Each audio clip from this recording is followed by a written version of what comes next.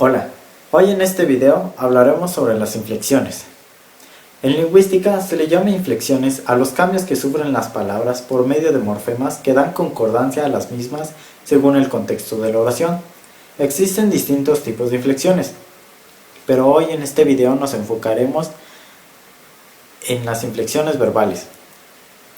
¿Qué son en realidad las conjugaciones de los verbos, según las distintas categorías de tiempo, persona o modo? Para este ejemplo, usaré el verbo correr.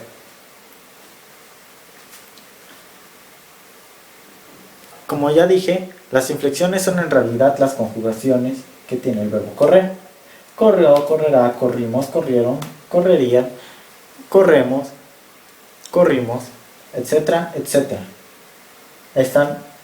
Las inflexiones están subrayadas, como podrán ver, y solo se conserva lo que es la raíz del verbo.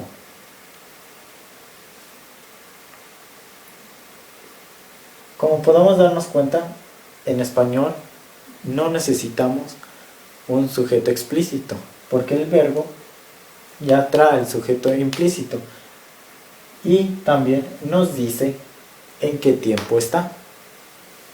Por ejemplo, corrió se encuentra en pasado y el sujeto implícito en el verbo es él. Él corrió. Correrá, que se encuentra en futuro, también nos dice que el sujeto es él. Él correrá. Corrimos. ¿Quiénes corrieron? Nosotros corrimos. Eso es en español. Para nosotros es muy simple y sencillo, ya que es nuestra lengua madre. Pero en inglés no es así. En inglés siempre debe haber un sujeto que realice la acción. Obviamente siempre hay un sujeto, pero a lo que me refiero es que el sujeto debe estar explícito. Siempre debe ir un sujeto antes del verbo. O después, cuando son preguntas. Pero siempre debe llevar la oración al sujeto que está realizando la acción. Porque visit es nuestro verbo que usaremos de ejemplo. Visit es el verbo normal, que significa visitar. Con la terminación ed nos podemos dar cuenta que está en pasado, pero si quitamos al sujeto I, solo dirá visited. Visitó, sabemos que está en pasado, pero nada más podemos saber eso. En inglés no nos podemos dar cuenta quién está realizando la acción. Y con esa terminación ed sabemos que está en pasado, pero no siempre es así. Hablaremos de los verbos que tienen terminaciones para saber su tiempo y modo, porque el sujeto siempre irá. Así que el verbo no nos puede decir al sujeto, al menos no en el inglés. Por ejemplo, los verbos que están en pasado se le deben agregar ed, pero esos son con los verbos regulares. Verbos que con agregarle la terminación ed sabemos que están en pasado. También, cuando están en pasado, cambian radicalmente, que son los verbos regulares. Ahora, otro tiempo sería el presente simple. Bueno, antes de terminar, cuando los verbos terminan en y en pasado y se van a transformar en pasado, se le debe quitar la y y transformarla por i. Y después agregar la terminación ed. Ahora pasemos al presente simple. En el presente simple al verbo se le debe agregar la s para las terceras personas. Pero si terminan en o, ch, s, x, ss, debe agregarle es al final del verbo. Ahora con el presente progresivo se le debe agregar la terminación ing.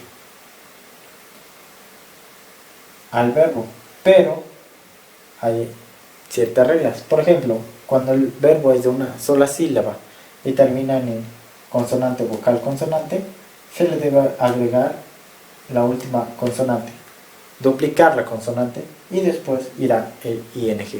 Esta regla también aplica para los verbos que terminen en consonante, vocal, consonante. Cuando el verbo termina en e, se le debe cambiar la e, más bien omitir la e y poner solo el ing. Por ejemplo, el verbo love, se quita la e y se agrega ing, quedando loving. Hay ciertas excepciones donde, por ejemplo, con el verbo lie no se le va a agregar la ing, se va a cambiar por y y después ponerle el ing, quedando lying. Asimismo, hay ciertas excepciones. Por ejemplo, con el verbo carry también termina en y, pero no se le va a cambiar por y, sino que se queda así, carry, y se le agrega ing. Podemos darnos cuenta que en el inglés hay muchas excepciones, pero todas cumplen con ciertas reglas y normas. Pero, ¿qué pasa con el futuro? O con ciertos tiempos. Pues el verbo no nos puede decir exactamente siempre en qué tiempo está. Por ejemplo, para el futuro se le debe usar el auxiliar will. Aquí es donde empiezan las siguientes reglas, que es usar los auxiliares. Los auxiliares nos van a ayudar a saber en qué tiempo está pasando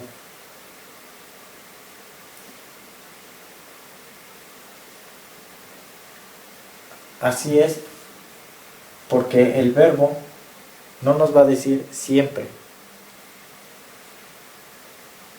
ni tendrá terminaciones siempre. El inglés tiene ciertas reglas y una de ellas es usar los auxiliares. Los auxiliares son los que nos dirán en qué tiempo está. Entonces, en resumen, para concluir, sencillamente, en español tenemos las terminaciones que son las conjugaciones. Así de simple, las inflexiones son las conjugaciones. En español podemos poner el verbo así nada más y se entenderá. No necesitamos poner al sujeto porque ya viene implícito. Y también nos dirán exactamente qué tiempo está. En el inglés no. Aunque tengas las terminaciones, podemos saber en qué tiempo está, pero no siempre. Lo que nos dirá en qué tiempo está serán los auxiliares. Esa es una gran diferencia, que nos dirá exactamente qué tiempo está, pero en este no, porque no en todos cambiará, usarán estando las terminaciones. Por ejemplo, en futuro no, el verbo no cambia, entonces necesitamos el auxiliar. Y la otra gran diferencia es que siempre debe llevar un sujeto, si no, no sabremos quién realiza la acción. Eso sería todo en resumen. Espero lo hayan comprendido.